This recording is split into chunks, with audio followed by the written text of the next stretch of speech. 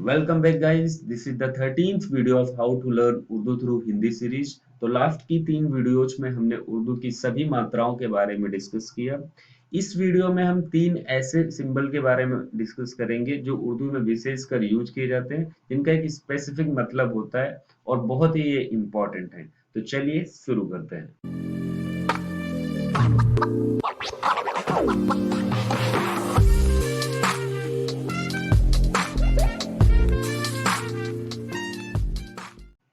तो सबसे पहले है हमारा हमजा का प्रयोग। हमजा का प्रयोग जानने से पहले आपको स्वर जानने जरूरी हैं। जैसे हिंदी में स्वर होते हैं वैसे ही उर्दू में भी होते हैं। ये देखिए स्वर, जिनको हम इंग्लिश में वॉवेल्स भी कहते हैं। जिस तरीके से हिंदी में ये स्वर होते हैं आ, ई, उ, री, ए, ओ, आ, उसी तरीके से उर्दू में हम कैसे स्वर बनाएंगे। जैसे क्योंकि हम उर्दू को हिंदी के थ्रू पढ़ रहे हैं, तो वैसे ही हम यहाँ पे क्या करेंगे कि जो हिंदी के स्वर हैं उनको उर्दू में लिखने का प्रयास किया है यहाँ पे। तो जैसे हिंदी में ये आ होता है, वैसे ही उर्दू में इस तरीके से हम अलिफ लिखेंगे और अलिफ के ऊपर एक जबर लगा देंगे, तो ये क्या हो जाएगा आ। फिर मान लो हमें आ लिखना है, तो आ लिखने के लिए अलिफ के ऊपर क्या लगा देंगे, ये मद। तो ये क्या हो जाएगा आ, बड़ा आ हो जाएगा। फिर मान लो हमें ई लिखनी है, तो अलिफ में क्या करेंगे, हम जेर लगा देंगे, तो ये ई हो जाएगी।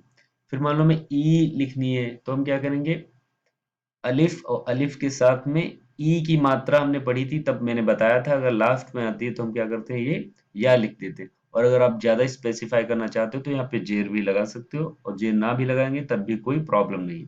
तो हम अलिफ लिखेंगे, अलिफ के साथ में ये छोटी ये लिख देंगे, तो ये क्या हो जाएगी ई। फिर हमें ऊ लिखना है, तो हम अलिफ के ऊपर क्या करेंगे, वाव को लगा देंगे, तो ये ऊ हो जाएगा। फिर मान लो हमें ऊ लिखना है, तो अलिफ के साथ में उल्टा पेश और नीचे क्या लगाएंगे, वाव। तो एक साथ में दोनों को लगा देंगे, तो क्या हो जाएगा ऊ। फिर मान लो मैं री लिखनी है, तो ये रे, रे में क्या जेर लगा देंगे, तो री हो जाएगा। फिर ए लिखना है, तो क्या करेंगे, अलिफ के साथ में ये बड़ी ए लिख देंगे, तो क्या हो जाएगा ए। फिर ए लिखना है, तो अलिफ के साथ में ये ए लिखेंगे, और ये साइन आप चाहो तो लगा लो और नहीं भी चाहते तो कोई फर्क नहीं पड़ता, ये मैंने आपको बताया था। फिर मान लो हमें ओ लिखना है, तो क्या करेंगे, अलिफ में वाव लगा देंगे, तो क्या हो जाएगा ओ। फिर औ लिखना है, तो क्या करेंगे, अलिफ में वाव लगाएंगे, और ये वाला साइन आप चाहो तो लगा दो, नहीं चाहो तब भी कोई प्रॉब्लम नहीं है। फिर अंग लिखना है, तो हम अलिफ, अलिफ पे जबर लगाएंगे और इधर क्या कर देंगे, साथ में नून लिख देंगे, अंग हो जाएगा। फिर आह लिखना है, तो अलिफ, अलिफ पे जबर लगाएंगे और ये हा। जब मैंने उर्दू के 39 लेटर आपको बताए थे, उस टाइम पे मैंने ये वाली हा आपको बताई थी, तो ये वाली हा। जब इस टाइप का साउंड निकालना होता है ना, हा, तो वहां पे हम क्या करते हैं, ये वाली हा का यूज करते हैं। तो आपको इनको अच्छे से समझ लेना है, ये कैसे लिखे जाएंगे, क्योंकि ये सारे मैक्सिमम क्या है, अलिफ के साथ लिखे जा रहे हैं। तो आपको इनको बहुत अच्छे से याद करना है, तभी अभी मैं ऊपर जब बताऊंगा अभी हमजा का प्रयोग, तब आपको समझ में आएगा। तो इनको एक बार कॉपी पे नोट कर लीजिए और समझ लीजिए, उसके बाद जब मैं हमजा का ऊपर प्रयोग बताऊंगा आपको तो समझ में आ जाएगा। तो चलिए देखते हैं। हमजा का प्रयोग में क्या होता है कि जब दो अलिफ एक साथ आ जाते हैं, तो वहां पे हम क्या करते हैं, एक अलिफ को हटाकर उसकी जगह पे क्या करते हैं, हम ये हमजा को लगा देते हैं। तो सीधे सीधे कैसे समझना है, आप ऐसे भी समझ सकते हैं कि जो अलिफ है, अलिफ अगर किसके साथ में आ जाता है, या तो वाव के साथ में आ जाए, या फिर छोटी ए के साथ में आ जाए, या बड़ी ए के साथ में। अगर इन तीन के साथ में अलिफ कभी भी आता है, तो इस अलिफ को हम क्या करते हैं, नहीं लिखते हैं, और उसकी जगह पे क्या करते हैं, हम उनके ऊपर ये इस तरीके का हमजा लगा देते हैं, और अलिफ को हम वहां पे नहीं लिखेंगे। एक तो ये ऐसे समझ सकते हो। दूसरी तरीके से आप ऐसे भी समझ सकते हो कि जब दो अलिफ एक साथ आ जाएं, तो हम क्या करते हैं, दूसरे वाले अलिफ को ना लिखकर उसकी जगह पे क्या करते हैं, हम हमजा लगा देते हैं। चलिए एग्जाम्पल के थ्रू देखते हैं। जैसे मान लो हमें आओ लिखना है, तो उर्दू में कैसे आओ लिखेंगे, बड़ा आ लिखेंगे, क्योंकि अलिफ के ऊपर क्या लगा देंगे, मद। तो ये क्या हो जाएगा आ, प्लस वो कैसे लिखते हैं, वो कैसे लिखते हैं अभी मैंने बताया नीचे आपको, अलिफ में क्या कर देंगे, वाव लगा देंगे, तो क्या हो जाएगा ओ। तो अब ये क्या हो गया आओ। तो यहाँ पे देखो ये अलिफ है, इस पे मद लगा है, फिर ये अलिफ है, फिर ये वाव है। तो मैंने अभी बताया कि अलिफ अगर इन तीनों में से किसी के साथ में आता है तो हम क्या करते हैं, इस अलिफ को ना लिखकर उसके ऊपर क्या लगा देते हैं, इस वाले हमजा को लगा देते हैं। एक तो ये हो गया, आप ऐसे भी समझ सकते हैं, या फिर दूसरे तरीके से आप ये समझ सकते हैं कि जब दो अलिफ एक साथ में आ जाए तो दूसरे वाले अलिफ को ना लिखकर उसकी जगह पे क्या करते हैं, हम हमजा का प्रयोग कर लेते हैं। बस इतनी सी बात है, आपको समझना है। ऐसे समझ सकते हैं कि अलिफ अगर इन तीनों के साथ में आता है तब हम अलिफ को ना लिखकर उसके ऊपर हमजा लगा देंगे, या फिर आप ऐसे भी समझ सकते हैं कि जब दो अलिफ एक साथ में आ जाएंगे तो हम दूसरे वाले अलिफ को ना लिखकर उसकी जगह पे उस वाले अक्षर के ऊपर हम क्या करेंगे, हमजा लगा देंगे। चलिए दूसरा एग्जांपल देखते हैं। इसे खाओ लिखना है मान लो, तो खा खा में क्या करेंगे, अलिफ जोड़ देंगे तो खा हो जाएगा, फिर वो अलिफ में वाव लगा देंगे तो क्या हो जाएगा वो। तो ये देखो, ये वाला अलिफ दोनों क्या आएंगे एक साथ में, अगर मैं यहाँ पे अलिफ लगाऊंगा तब ये वो होगा, तो ये और ये दोनों अलिफ एक साथ में आ जाएंगे, इसलिए ये वाला अलिफ ना लगा के हम क्या करेंगे, यहाँ पर हमजा लगा देंगे। ठीक है, ये वाला अलिफ ना लिख के यहाँ पे हमजा लगा देंगे। फिर उसके बाद मान लो जाए लिखना है हमें, तो क्या करेंगे हम, जीम प्लस जिम में अलिफ जोड़ देंगे तो जा हो जाएगा, फिर प्लस ए कैसे लिखते हैं, अलिफ के साथ में बड़ी ए लिखते हैं। तो अभी मैंने बताया, क्योंकि जो मैंने नीचे अभी स्वर आपको बताए हैं, वोवेल्स बताए हैं, उनको आप एक बार अच्छे से पढ़ लीजिए, लिख लीजिए कॉपी पे, तब यहाँ पे आपको समझ में आने लगेगा। तो उनको एक बार अच्छे से आपको समझना है और पढ़ना है। तो ये कैसे लिखते हैं, इस तरीके से। तो देखो ये अलिफ दोनों एक साथ आ जाएंगे, तो इसलिए हम इस वाले अलिफ को क्या करेंगे, ना लिखकर इसके ऊपर क्या करेंगे, हम हमजा लगा देंगे बस। या फिर ऐसे भी समझ सकते हैं, क्योंकि दो ये के साथ में क्या हुआ, अलिफ आया है, मैंने जैसे यहाँ पे बताया कि इन तीनों में किसी के साथ में अगर अलिफ आता है तो हम उसको ना लिखकर उसकी जगह पे क्या करते हैं, हमजा लगा देते हैं।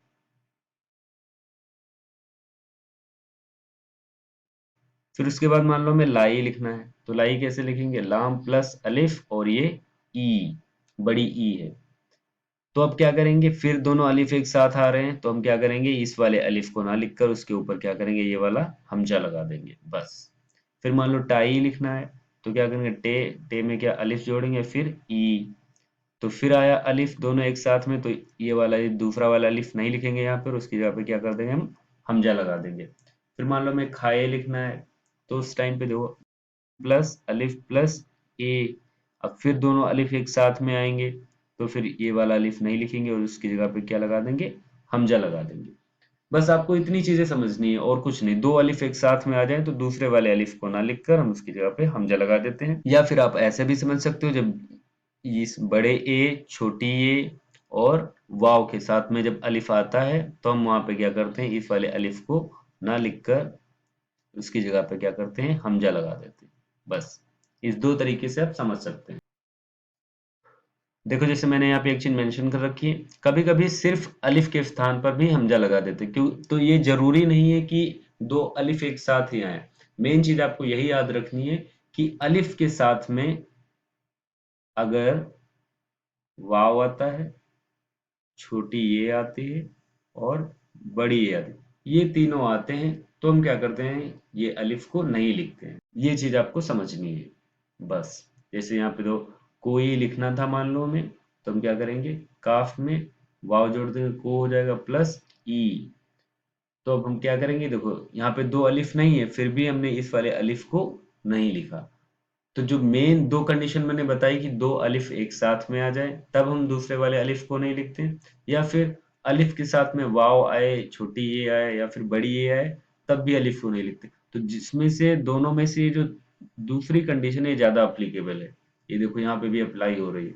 तो इसको आपको समझना है ध्यान से कि अलिफ के साथ में ये तीनों अगर आएंगे तो हम इस वाले अलिफ को नहीं लिखेंगे बस। तो देखो यहाँ पे कोई लिखना है तो ई, तो यहाँ पे हमने क्या किया, अलिफ को ना लिख के उसके ऊपर क्या लगा दिया, हमजा लगा दिया। फिर मान लो जैसे होए लिखना था, तो हमने क्या किया, हा में वाव लगा दिया, हो गया प्लस ए।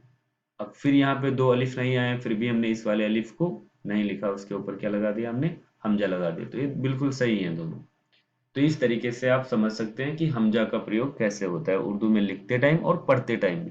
अब इसको हमें क्या पढ़ेंगे, कोई पढ़ेंगे और इसको होए पढ़ेंगे। जहाँ मतलब जहाँ पे हमजा लगा हो वहां पे आप ये समझ लेना कि इस वाले अक्षर के पीछे क्या है, अलिफ है यहाँ पे। बस ये चीज आपको समझनी है।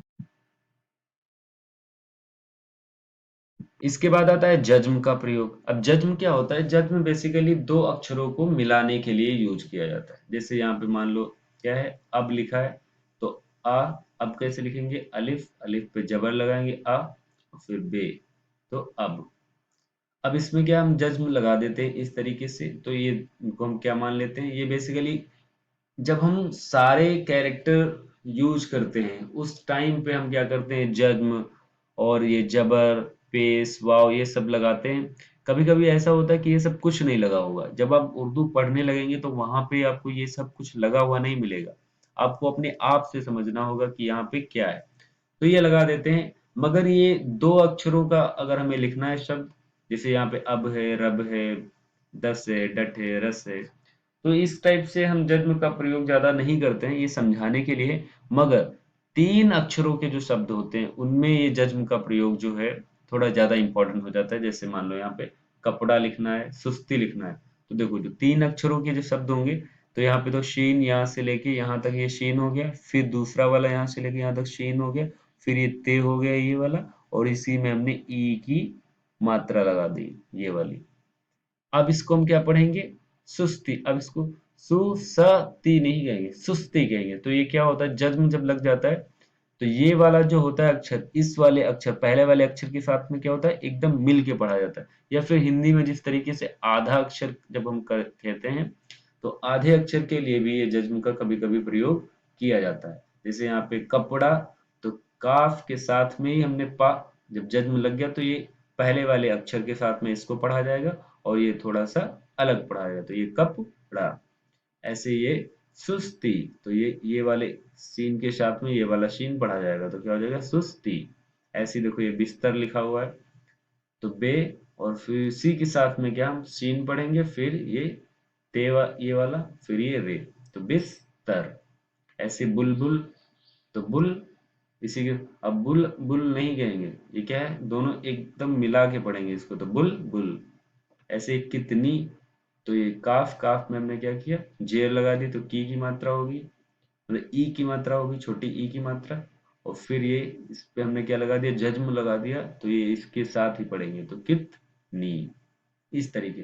तो जज्म का वैसे यूज आप इतना समझ सकते हैं कि तब किया जाता है दो अक्षरों को मिलाने के लिए, और इसके साथ में जो ये हाफ अक्षर होते हैं ना, आधे अक्षर जैसे हिंदी में यूज होते हैं, तो उसके लिए भी जज्म का प्रयोग किया जाता है उर्दू भाषा में। तो जहाँ पे लग जाएगा तो वहां पे पहले वाले अक्षर के साथ में ये दूसरे, जिस, मतलब कहने का मतलब ये है कि जिस अक्षर पे ये जज्म लग जाएगा उससे पहले वाले अक्षर के साथ में इसको हम क्या करेंगे? मिलाकर पढ़ेंगे, और एक साथ एक तरीके से पढ़ेंगे, तो ये जज्म का प्रयोग होता है। इसके बाद आता है तस्दीद का प्रयोग। अब तस्दीद क्या होता है? जैसे हिंदी भाषा में क्या होता है कि हम दो अक्षर, आधा एक हो और एक क्या हो? पूरा हो, तो कैसे यूज करते हैं? हम क्या करते हैं, जो जिसको हमें आधा यूज करना है उसी को हम क्या करते हैं? इस तरीके से आधा आधा करके लिख देते हैं। मगर उर्दू में ऐसा नहीं होता। उर्दू में क्या होता है कि हम उसके ऊपर इस तरीके का एक सिंबल लगा देते हैं, या चिन्ह कह लो, तो इसको हम तस्दीद कहते हैं। और ये काम क्या करेगा कि उस अक्षर को हम दो बार पढ़ेंगे, एक बार आधा और एक बार पूरा। जैसे हिंदी में क्या होता है? हमें लिखना पड़ता है, चक्कर लिखना है तो आधा का लिखेंगे, फिर पूरा का लिखेंगे, फिर रा लिखेंगे। पर उर्दू में नहीं है, उर्दू में हम का एक बार ही लिखेंगे, और उसके ऊपर इस तरीके से तस्दीद लगा देंगे, और उसी को हम क्या कहेंगे कि ये दो बार है, एक बार आधा और एक बार पूरा। जैसे ये यहाँ से लेके यहाँ तक ये क्या है? ये वाला चे, और चे के बाद काफ, फिर ये रे। तो हमने क्या किया? काफ पे इस तरीके से सिंबल लगा दिया, जिसको हम तस्दीद कहते हैं। अभी क्या पढ़ेंगे? चक्कर, यानी कि एक बार आधा एक बार पूरा, जिस पे तस्दीद लगेगी उसको। फिर मान लो लिखा है सच्चा, तो क्या करेंगे? शीन, फिर ये क्या है? चे, और चे में क्या लगा? अलिफ, तो एक बार शीन कहेंगे स, फिर आधा चा, फिर पूरा चा, तो सच्चा। ऐसी रस्सी लिखना है मान लो, तो रे, और फिर शीन, फिर ई की मात्रा उसी में लगी है, तो रस सी। तो आधा शीन कहा हमने पहले, फिर उसी बाद में जो पूरा सीन है उसी में ई की मात्रा कह दी, तो रस सी। फिर मुन्ना लिखना है मान लो हमें, तो हम क्या करेंगे? मीम, मीम में नून जोड़ा, फिर अलिफ लगा दिया। तो वैसे तो मुना है, मुना, मगर इस पे क्या लगी है? तस्दीद, तो एक बार आधा ना भी बीच में कहेंगे, तो मुन्ना। तो इस तरीके से हिंदी में जिस तरीके से हमें आधा अक्षर लिखना पड़ता है, उर्दू में हम आधा अक्षर लिखते नहीं है, मगर जिस अक्षर को आधा में 2 बार यानी कि कहना होता है, उस पे क्या करते हैं हम इस तरीके से तस्दीद लगा देते हैं। जैसे मान लो मैं दिल्ली लिखना है, तो क्या करेंगे, दाल दाल में जे लगा देंगे तो दी, फिर ये लाम लाम में ई की मात्रा तो ली, तो वैसे तो क्या है दिल्ली, मगर उसके ऊपर क्या लगा है ये तस्दीद, तो एक बार आधा ला भी गएंगे तो दिल्ली। ऐसे ही गन्ना लिखना है, तो गाफ गाफ में क्या किया हमने नून और फिर ये अलिफ, तो गना है वैसे तो, मगर इस पे तस्दीद लगी है तो क्या पढ़ेंगे इसको गन्ना। अम्मी, जैसे अमी है वैसे, मगर इस पे तस्दीद लगा है तो क्या होगा अम्मी। इसी तरीके से मान लो मैं उल्लू लिखना है, तो अलिफ पे पेश लगाए तो ऊ, फिर लाम में वाव लगाए, और इस पे चाहें तो हम यहाँ पे उल्टी पेश लगा भी सकते हैं और ना भी चाहें तो कोई फर्क नहीं पड़ता है। तो हम क्या कहेंगे इसको उल्लू, क्योंकि इस पे लगी है तस्दीद, तो एक बार आधा ला फिर एक बार पूरा ला और उसके साथ में ऊ की मात्रा, तो उल्लू। तो इस तरीके से हम क्या करते हैं तस्दीद का प्रयोग करते हैं उर्दू में।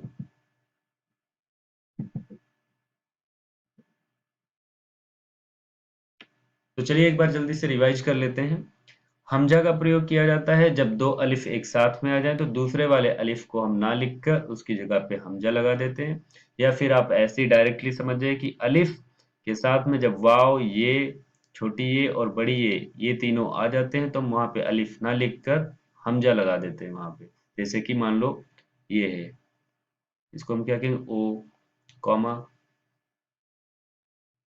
ई कॉमा ए। इस तरीके के अगर शब्द आते हैं, जैसे आइए लिखना है, आओ लिखना है, आए लिखना है, तो वहां पे क्या होगा, ये इस तरीके से आएगा, ये आएगा, ये आएगा और ये आएगा। तो वहां पे हम इनको ऐसे ना लिखकर ऐसे लिखेंगे वाव, ये, फिर ये बड़ी है, और फिर इसके ऊपर क्या करेंगे हम हमजा लगा देंगे, और ये वाला जो अलिफ है इनको क्या करेंगे हम नहीं लिखेंगे। तो ये है हमजा का प्रयोग।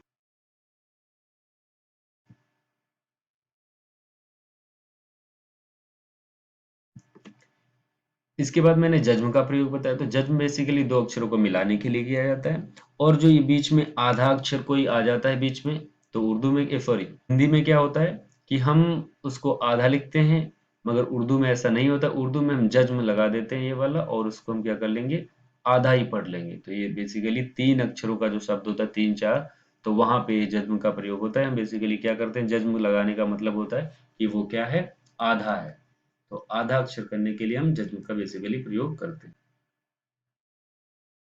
फिर तस्दीद बताया मैंने। तस्दीद में क्या होता है कि जिस तरीके से हिंदी में 2 अक्षर अगर एक पूरा लिखना है और एक आधा लिखना है, तो हम इस तरीके से लिखते हैं, पहले आधा फिर पूरा। उर्दू में क्या करते हैं हम पूरा ही लिखते हैं, मगर उसके ऊपर एक तस्दीद लगा देते हैं इस तरीके का सिंबल। तो उसको हम 2 बार पढ़ेंगे, पहले आधा फिर पूरा। तो ये हमने 3 आज पढ़े। इसके साथ ही हमारे उर्दू के सभी जो जितने भी सिंबल कह लो और फिर मात्राएं कह लो, सारे हमने पढ़ लिए हैं। अब मैं आने वाली वीडियोज में आपको उर्दू की स्टोरीज सुनाऊंगा और उनको लिख लिख कर भी दिखाऊंगा, और उसके साथ साथ में ये सारे रूल जो मैंने आपको पढ़ाए हैं इनको आप एक बार अच्छे से रिवाइज कर लीजिए। ध्यान रहे आपको, जब मैं लिखूंगा वहां पे मैं बार बार रिवाइज भी कराऊंगा, कि मैं बताऊंगा कि ये मैं लिख रहा हूँ तो इसका रूल ये है, इस वजह से मैं ये बात लिख रहा हूँ। तो ये सारी चीजें आपको याद रखनी है वहां पे, और ये याद तभी रहेंगे जब आप ये सारा कुछ रिवाइज करके आएंगे। तो नेक्स्ट वीडियोज में मैं लिखूंगा उर्दू को, मतलब कुछ भी मान लो कोई स्टोरी है हिंदी में सुनाऊंगा और उर्दू में लिखूंगा, तो मैं बताऊंगा उर्दू लिखते टाइम ये ऐसे इसलिए हो रहा है क्योंकि ये ऐसा रूल होता है। तो ये सब आपको तब समझ में आएगा जब आपको ये सारा कुछ याद होगा। तो आपका काम ये है कि जो कुछ भी मैंने अभी तक पढ़ाया है उसको एक बार रिवाइज कीजिए, और सारा कुछ आप लर्न करके ही वहां पे आइए, ताकि आपको बहुत ही अच्छे से समझ में आए। तो थैंक यू सो मच, मिलते हैं अगले वीडियो में।